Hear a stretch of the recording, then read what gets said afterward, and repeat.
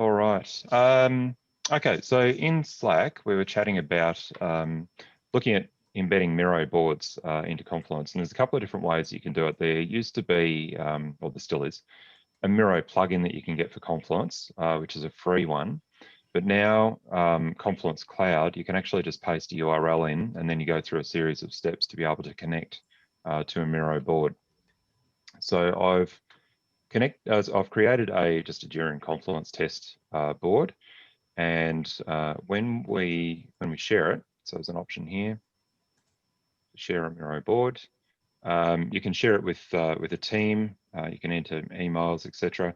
For my subscription for Miro, I've just got I think it's called a consultants package or something. So it's only myself, but I can give access to people to edit it. So we've got an option here. Anyone with a link can edit, and you can change that to be can view, can comment, or no access, etc. So I'll just make an edit, and I'll just copy the board link.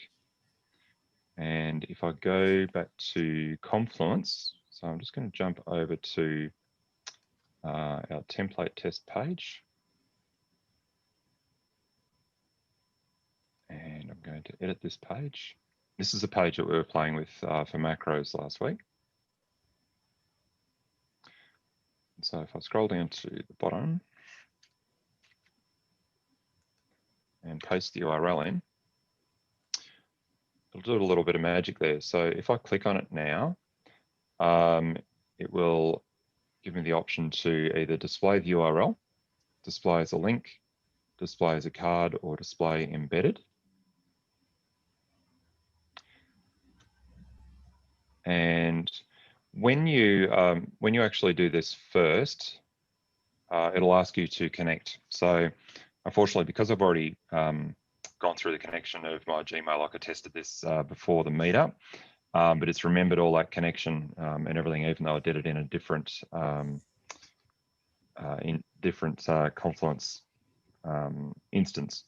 So I was going to show you the different steps. So it will prompt you when you do this first. It'll prompt you to connect your Google account and connect from Confluence to Jira. But it's quite a simple wizard. It just takes it through the series of steps. You can just click on like authenticate with Google, and then it will go through to the step that we just saw there, where you can choose how you want to actually have it displayed.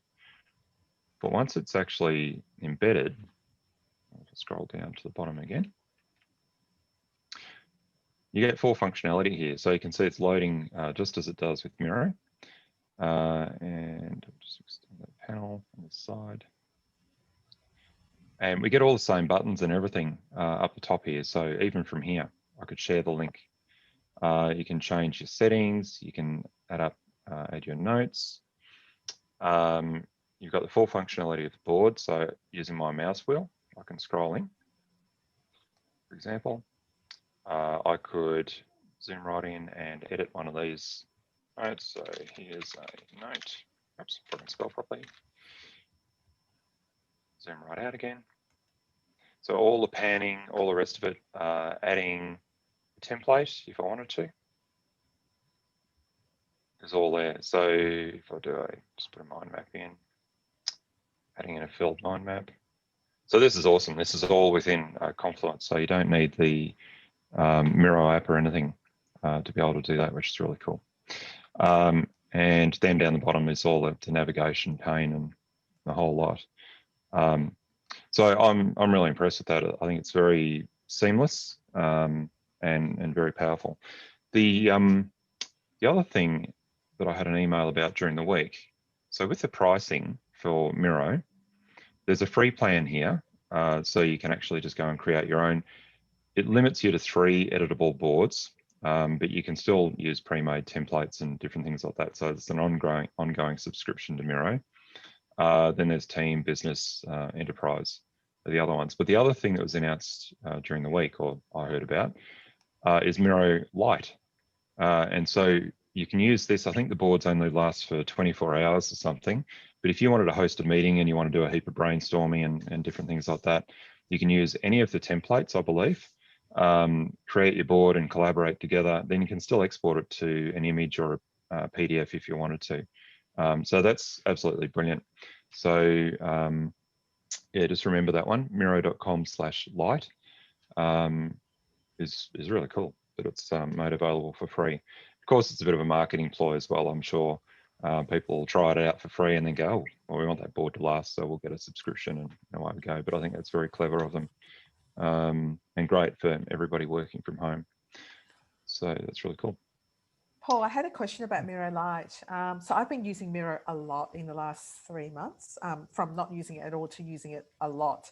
But what I found was that if you got Miro Lite, could you export the board, and then could a fully paid user import that board and continue its like use? If that makes sense. I don't think so. I think it's a temporary thing, which is, yeah. So after 24 hours, this board will be deleted. Right. So And you'd if need I, to but I guess you can't export it if you don't have a license. Because I think that's right. exporting and backing up a board, you need a license to back up. Okay. Okay. Yeah. So I've got my own Miro license, and then when I've gone into Miro Lite, Mm. even though you can see here I'm logged in as myself. Actually, got a cool new The toy real here. test will be whether or not you can do a board backup, isn't it? Because paid users can do a board backup, but unpaid users can't. That's right. So even though I've got a Miro subscription, the only options I get Say, oh is as an wow, image or as a PDF. and you're logged in Yeah. as yourself. Yeah. Wow, Yeah. that's a Yeah. bit Whereas tricky. it is, it is. Whereas if I go to my Miro app, then I've You got can a lot do it more all. options. Yeah, Yeah. download board Save it as a backup. Yeah, that's the one. template, and yeah, yeah. So Ah, it's very clever by them to do it that way. I guess it's a good way of generating sales leads and increasing their subscriptions. But it's also the fact that it is for free is awesome, because it means a lot of people yes, can that's just jump in and true. use it. Very So smart. yeah, it is. And I think also, there's a lot of organizations, you've got to jump through a lot of procurement hurdles to get a subscription to something like this. Yeah. Um, I don't think there's a security concerns with Miro, because it seems to be really good, and it's sort of globally accepted as one of the standard tools. Mm. Um, but I guess this gives the ability for people to just get up and running and facilitate meetings and become more productive and more effective straight away, instead of having to wait for procurement to go through their process and all that sort of thing. So and I guess also you could demonstrate value from this to help with a business case, if you had to justify the spend and that sort of thing for a subscription for the organization. So Mm. yeah, I think it's That's great. really cool. All right. Any other questions about Miro and all the rest of it before we move on? Spark, there's Lucid Chart, and they've come up with a Yeah. new product called Lucid Spark, which seems to be in Ah, direct competition with Miro. really? Um, yeah, Lucid Spark, Lucid Chart is like a process mapping tool, but prettier than Visio. Yeah. And it's cloud based, so not like Visio where you need to have, the software loaded. Um, so I've been using that a little bit, but then they came up with a product called Lucid Spark about 3-4 weeks ago. Um, and I reckon they're coming in direct competition with Miro, because Lucid Spark and Lucid Chart are integrated. So you Wow. can export and move things between Lucid Chart and Lucid Spark. Very new, but certainly an option to think about. The good thing about Lucid, which I really loved, is the fact that you can export a URL to someone to share it, and you can export it as a PDF. But the PDF updates, like the link to the PDF updates, if you update the chart and they've got the PDF link, when they go into the PDF link, it will reflect the latest copy of what you've got in the board. So Wow. it's got some smarts with sharing information with people, either using an embedded URL, a PDF export. Um, yeah, so just something to consider. It's pretty Yeah. cool. So I'd recommend having a look at it, because because I like them both so much. I've got licenses to both of them, because I think they do different things differently. Like Lucid Chart is different to Miro, but Lucid Spark is very similar. So I thought, yeah, something to Yeah. be Even aware of. yeah, that's great. Thank you so much for sharing that. That's really good. I'm Oh, going it's to all have a right. play with that later. All good. Yeah. Because even that, the toolbar that I had up on the left-hand side is, Looks similar. yeah, that's right. Yeah, Um, yeah. You'll find a lot of similarities between them, but they seem to have better APIs and stuff like that. Like you can download from the Excel, you can use an Excel data sheet and use it to build things, and you can export to Excel. It's probably got more functions in it, which I'm not even touching or using, but it seems to be more richer. Yeah. The one thing that I don't like about Lucid Spark that I love about Miro is the brainstorming diagrams that you can do in Miro, and just do a very quick brainstorming board, which allows you to brainstorm really easily, and you don't need to move the lines. It just creates and aligns all the brainstorming lines for you.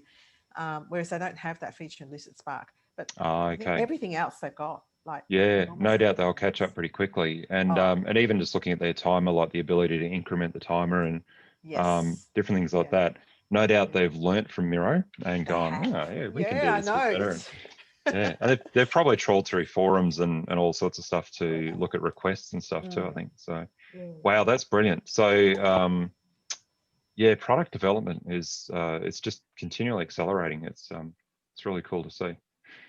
That's awesome. Thank you very much. Okay, I'm going to keep that tab and I'll look at that after. That's brilliant. Okay, so jump back out of that page for a second. So the other thing that I was going to say with Miro embedding, it's interesting. This is the page that I shared in the Slack channel earlier, and it mentions Jira. So embed or preview Miro boards on Confluence and Jira. So I thought, oh, cool. So I tried Confluence, then I thought, where's the information about embedding in Jira? And it's not there. And I tried embedding it in a description in Jira, and it didn't work. So I'm not sure whether they're still sort of working on it or what they're doing there, but no doubt they'll release that pretty soon anyway. So I think that's pretty cool functionality. This is the link to the plugin if you wanted to pay for it, and this is just for Confluence. Oh, sorry, not to pay for it; it's free. But I think there's no need for getting a plugin anymore, since you can just do it natively in Confluence anyway. Perhaps for server, it might still be helpful. And the ratings is not very high on this one, so I'd probably just go with the native embedding a URL.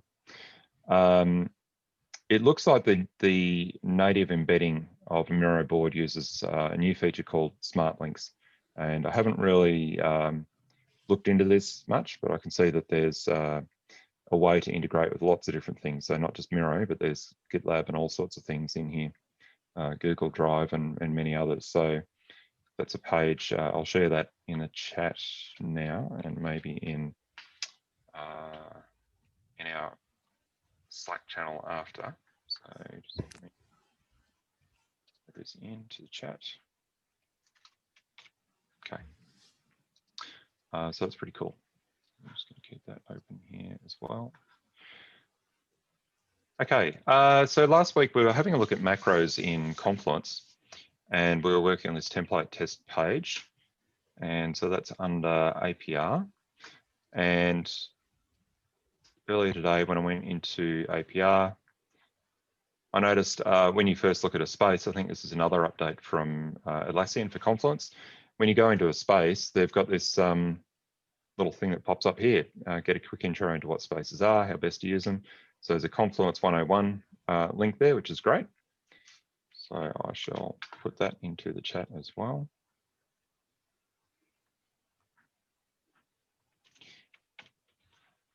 So, when we were talking about product development, Atlassian are just continually adding in more and more features there, which is really cool. I'll put that into Slack after as well. So if we go back into template test, that's the 101 page, which is pretty cool. So template test, this one's getting pretty full now, so I might just create another child page underneath it, so we can continue on with exploring other macros. And for anybody either with us now or watching this video later, if you want to be added into our Slack channel, just send me a message and we'll just grab your email address and add you in. And so there, we're discussing the things that we cover off during these sessions and other ideas and things as we go along the way too. And if there's anybody who, for example, comes across a job opening and they wanted to share that with some people, we do have people in the meetup who are looking for work, so that's a great opportunity to help other people out as well.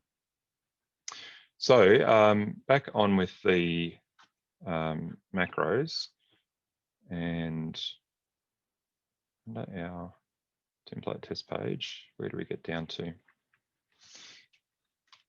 We worked through quite a few macros last week. There's our Miro one, and we had labels, I think was the macro that we got down to.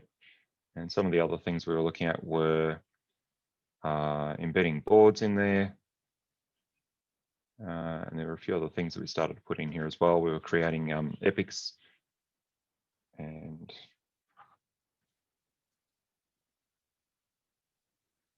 okay, just lost audio for a second.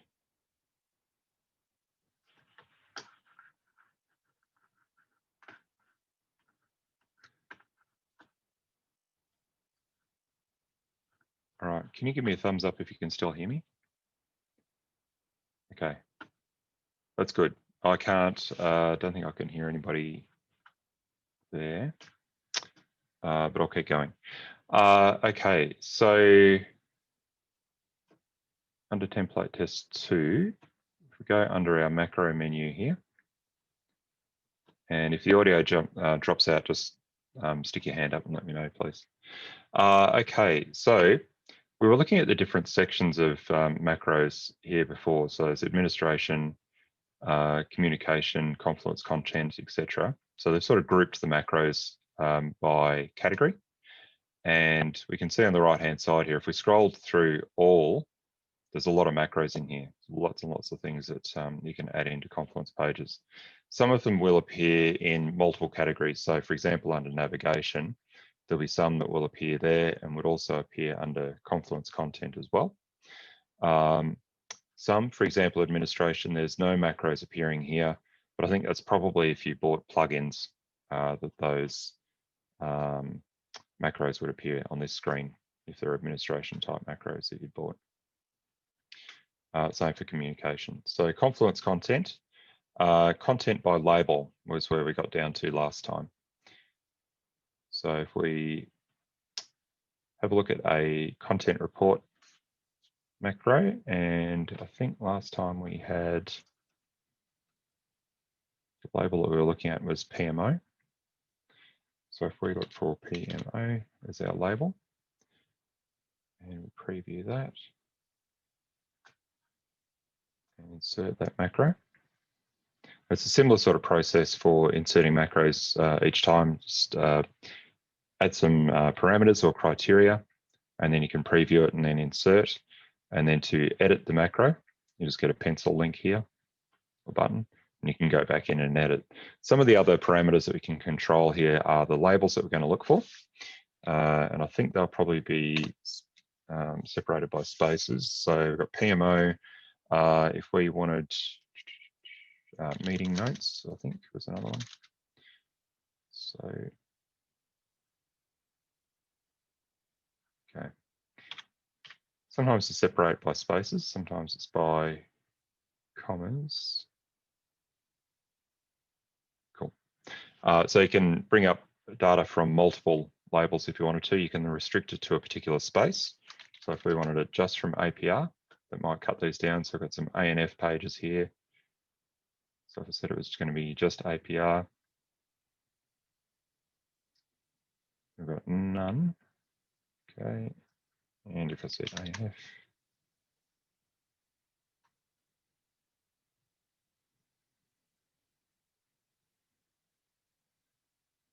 so it'll just restrict it to the ANF space, or I can take that off altogether. Showing a comments count, we can add that in, likes count, and you can set the level for pagination as well. So here we've got 20 pages that'll be shown. If I save that, publish, then that'll give us content like this. And so then you can navigate through to any of these pages as well. And it's showing here the comment count and the like count as well, which is pretty cool. All right.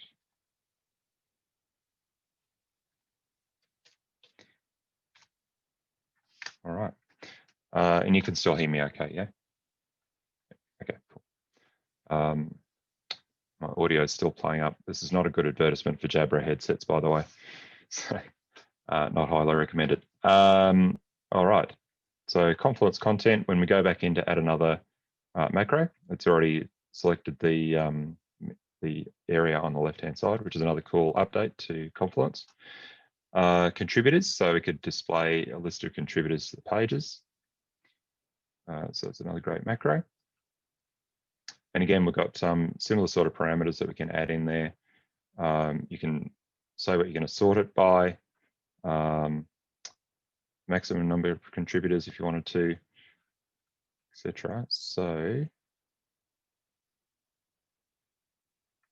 page name. So we might be able to find a page in APR. So I think we had Acme brainstorming. That one was updated by, might have been Kudzi. So if I type in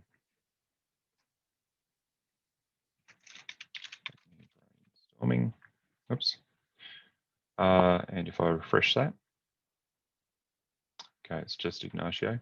If there's a page that several of us had been editing together, then we'd be able to add that in here.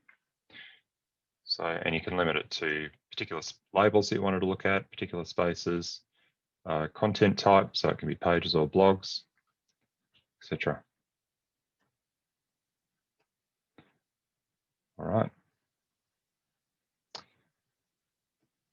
Next up, so contributor summary, which would be pretty similar to contributors, I would say. You can add a button to create from a template. And you can pick the template that you wanted to create. So all of those templates that when you create a new page and appear in the right-hand side, you can, so if we wanted to just create a new SWOT analysis, for example.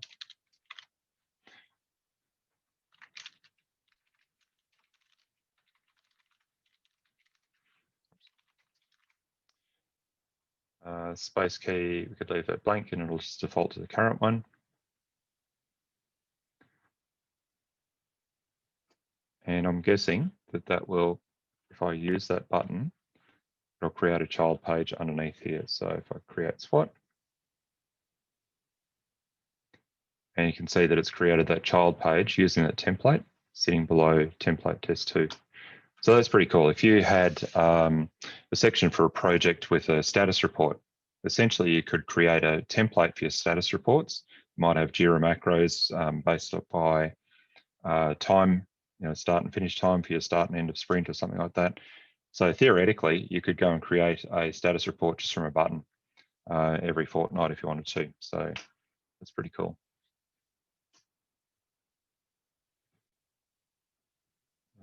Go back to test 2.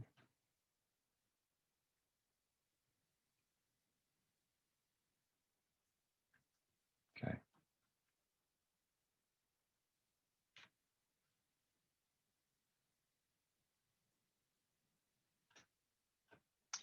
So contributors.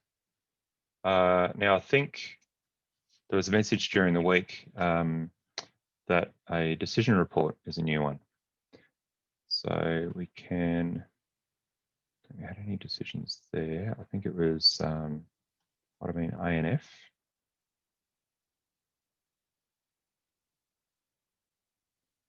Yep, had a couple of decisions in there.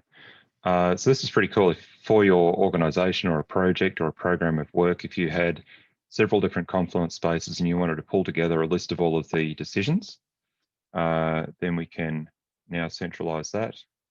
So if I insert that one, publish. So it's the page and the list of decisions. So if we wanted to push under our retrospective for ANF, if we wanted to edit that and add some more decisions, I'll edit this one.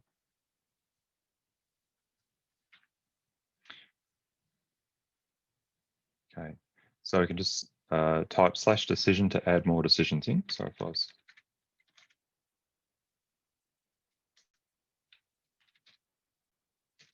slash.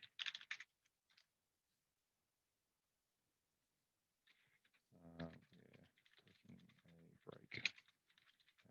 business, resuming the new year. I think in here I can tag people. So if I assign that to Ignacio, I think I can also add a date, and it might show up as the date that the decision was made. So if I publish that page now and come back here and refresh the page. So now we've got our, the decisions are both listed there, saying what page the decision was on, and anybody that we tag, and the date is shown in there as well, which is pretty cool. All right. If anybody's got any questions, because I think I'm struggling to hear, just you could just write in the chat perhaps. Got to pick it up there.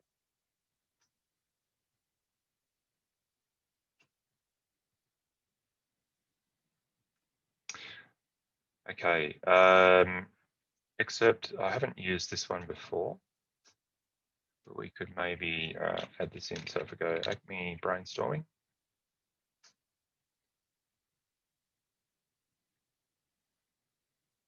Okay, so there's an option to remove a panel. So some macros in here that I haven't used before. So this is first time seeing them.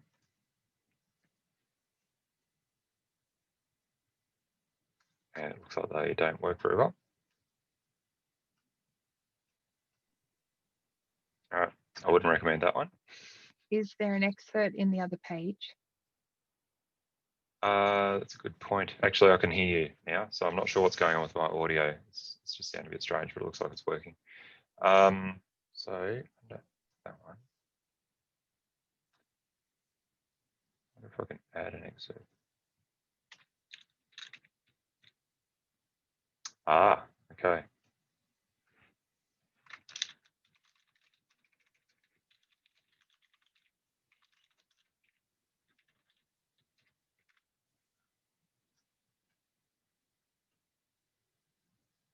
Good pickup. Thank you. So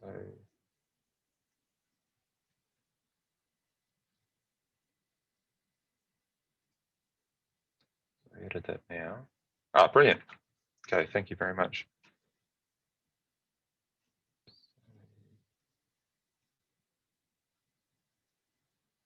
If I save it. Okay, probably if I publish the page, then it will work right. There we go, great. The include page is, the include macro is the next one. That's one that we had used previously with the status report. So if we go view more, including a page, and I think I had sprint goals, ANF 14 sprint goals. And it can be any page that you insert.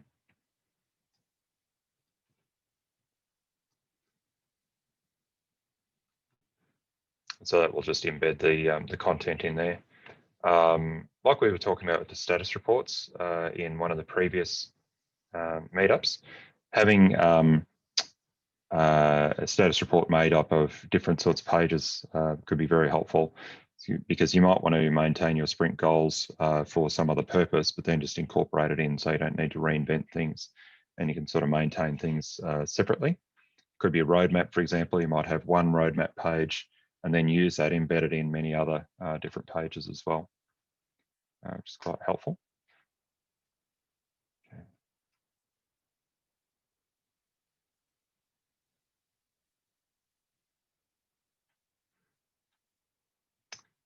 Okay, so Jira roadmap.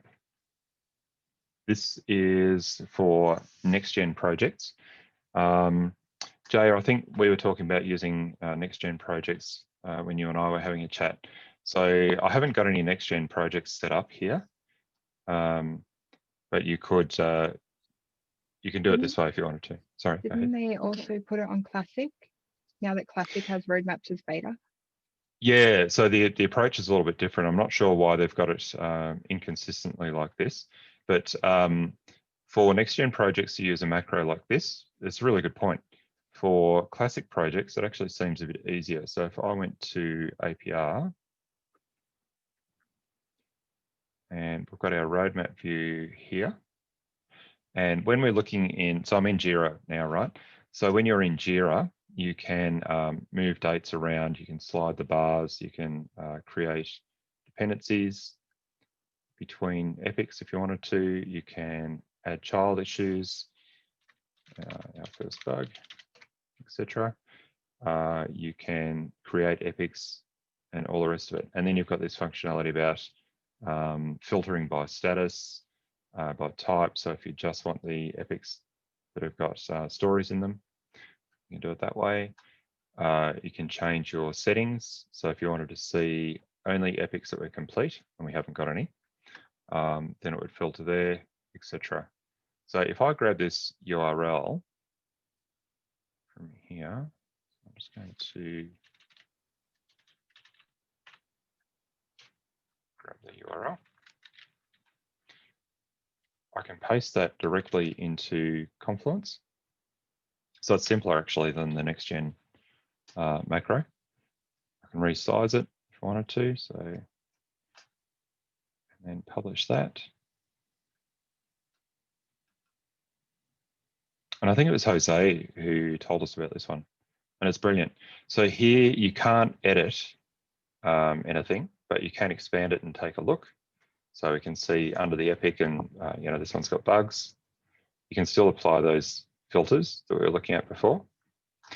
You can zoom to today. You can change your settings still. You can toggle on and off your dependencies, which is the lines there, and progress. Oh, it's just leave them turned on. And you can still change your view. So zoom by weeks, months, quarters, for example. So that's fantastic. That's a really, really helpful macro. And I noticed, I think, we've added a link here to the APR project as well. So if I wanted to go to back to Jira, then I can just click on that and it will take me back to the roadmap in Jira itself. And I think they just added that today, or just recently anyway. So that's a really cool macro. And I'm using that one at work actually. It's very helpful. Okay. All right.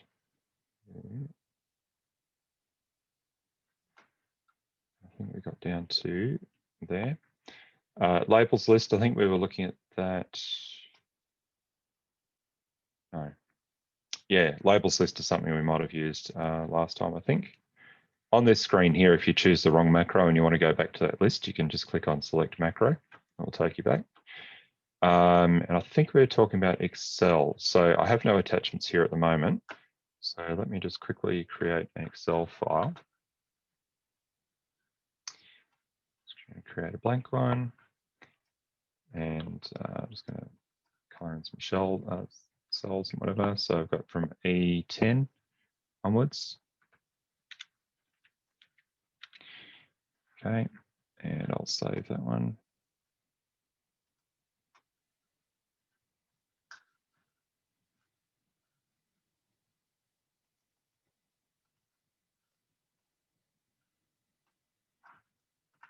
All right, so in this page here,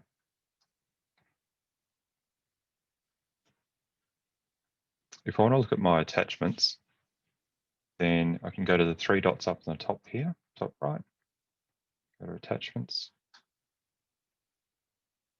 and I can either browse for files, or I can just drag a file on. Then I can go back to view page. And with the attachments, it'll keep a version history. So if I made another change in that spreadsheet,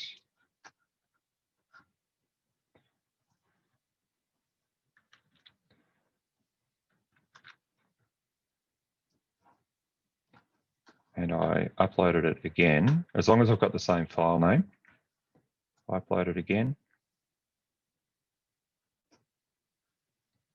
then drum roll. So now I've got version 1 and version 2, provided that you keep the same file name. If you change the file name, it won't do that versioning. It'll just attach it as a new file. But you can then go and delete if you wanted to roll back to a previous version of a file. You could do that, and you could also look at the properties of the file. All right, so book 1, etc., etc. And once we're back in viewing the page, then it loads. Okay, this is another change. They used to have a little paperclip icon up here if you had attached something. In the old editing view, I think they probably still will. But if I wanted to go into attachments, I would need to go under the ellipses here and look for attachments, or the other macro that we've got. If I add the attachments macro, I can filter by particular file name patterns if I wanted to. I think this is just a regex, so it could be just PDF, for example, or XLS, etc. I can look for attachments that have a particular label. So if I had, you might have seen on the other attachment page that you could apply a label to it. So I could have, budget or particular project or something like that. Include old attachment versions, so we can have exactly that expanding functionality there if we wanted to, or we can toggle that off. We could have a preview, etc., etc. So if I insert that now I've got an attachment. And the other thing that we wanted to look at was including Confluence content down to Excel. Now it gives me the option to choose which file. So because I've attached it to the page, to give me the option. And so if I preview this now, okay, it looks like it's going to show all of that sheet. The old macro used to give you the option to say what column and what row from and to you wanted to show embedded in the page. So it was used to be a bit more functional. I think there was some security concern or something like that, or incompatibility. Could be the reason why they changed it. So now all I can do is just scroll around. That's interesting. It doesn't even render correctly. The attachments macro, though, is very helpful. So just being able to have that view of the page. There are other file list type macros and pages as well that you can use. All right.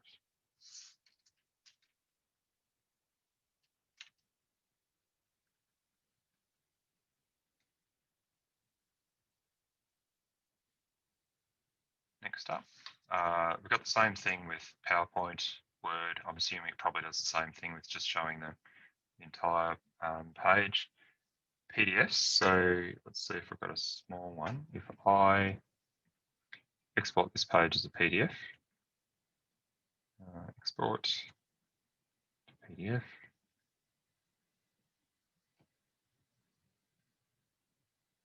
And any page in Confluence, you can export it as PDF. So it was just under the 3 dots at the top right-hand corner. Sorry, I went a bit fast there. And then you can download it. Okay, so it'll be my downloads file. So if I just cancel this for a second, publish, and I'll add PDF as an attachment.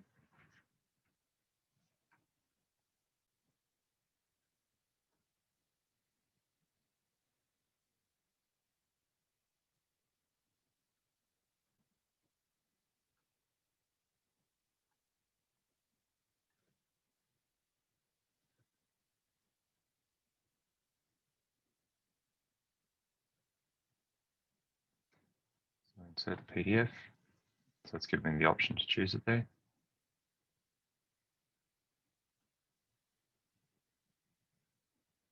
Okay. So there's no option to resize or anything like that.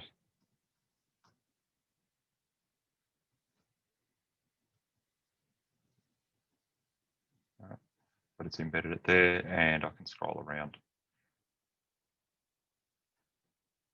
Okay. I was wondering whether hyperlinks work in here, but they don't. That's all right.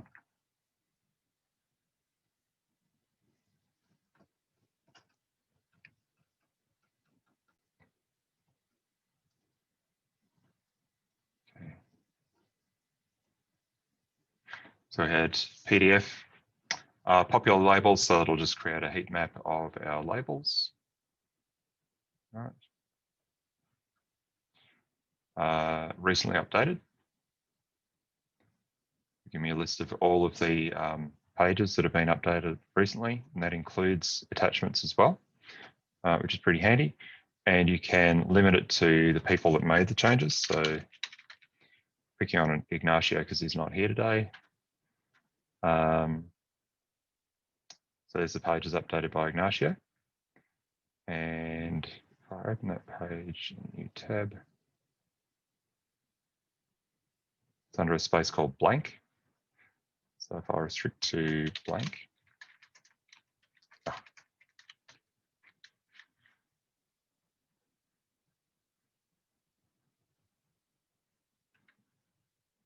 take Ignacio out, and it'll probably still just be those 3 pages. I could also filter by, oh no, a lot more going on in blank. You could filter by label if you wanted to. You can set the width of the table, including only particular things. So it could be pages, comments, etc. So that's pretty handy.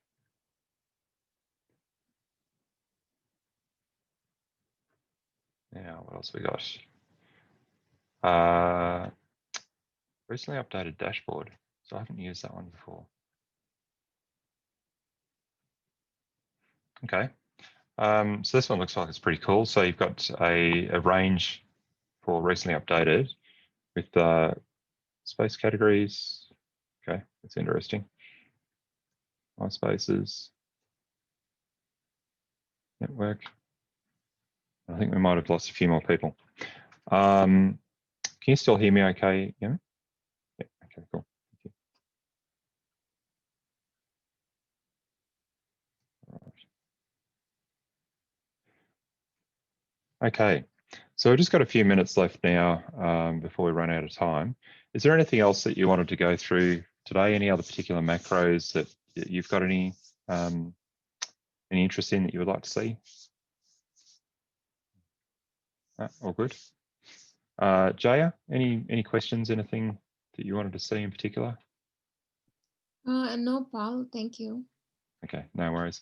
You happy for me to just keep going through the macros? Yep. Yes. No worries. All right. Spaces list is probably fairly self-explanatory, so it'll just give you a list of all the spaces that are available.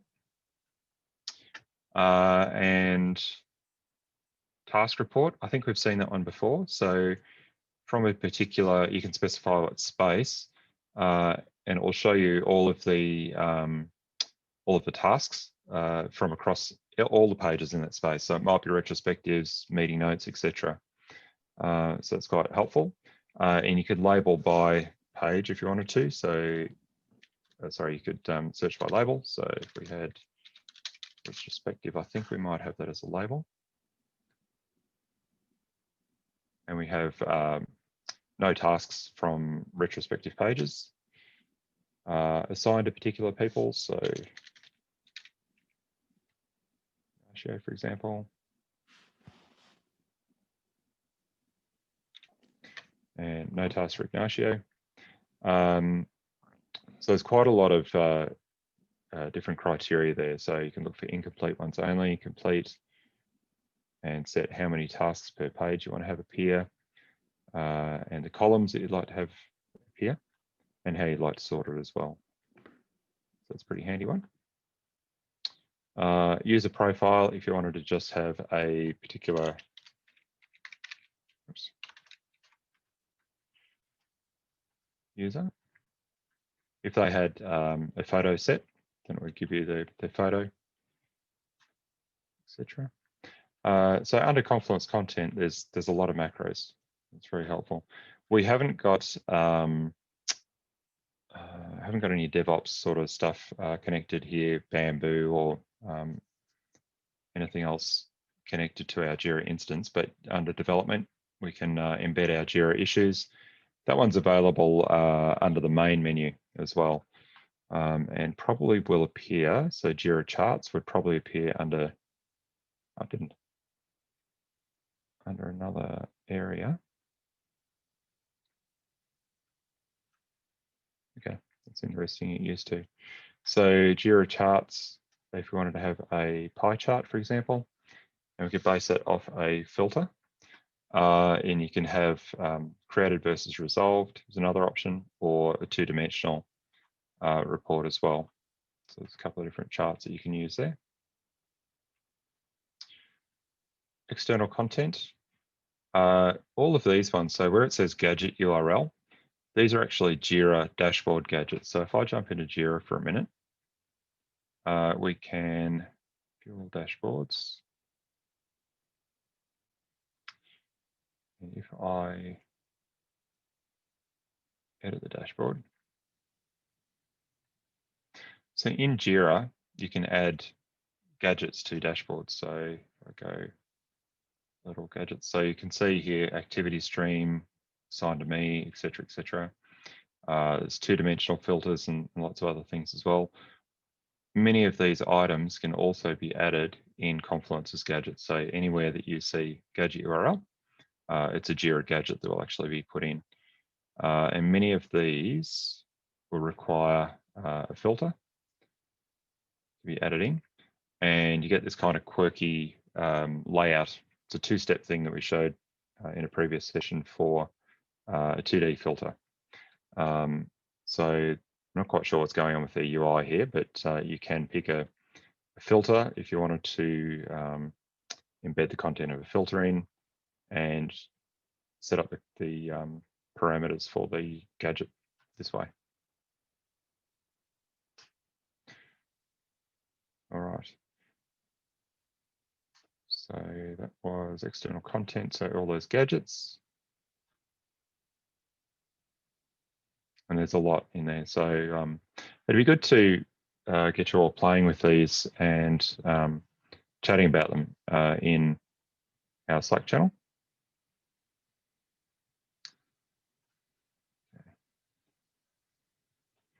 Under formatting, you can add an iframe or Opsgenie incidents. I've never used those before. Media, we can have a gallery. We've got, again, Excel, PowerPoint, Word, and PDF. They're just exactly the same macros as was shown in the Confluence content page. Navigation, one that I use a lot is a page tree. And we can say what page we want this to be linked from. So if I go back to APR, go to template test, for example.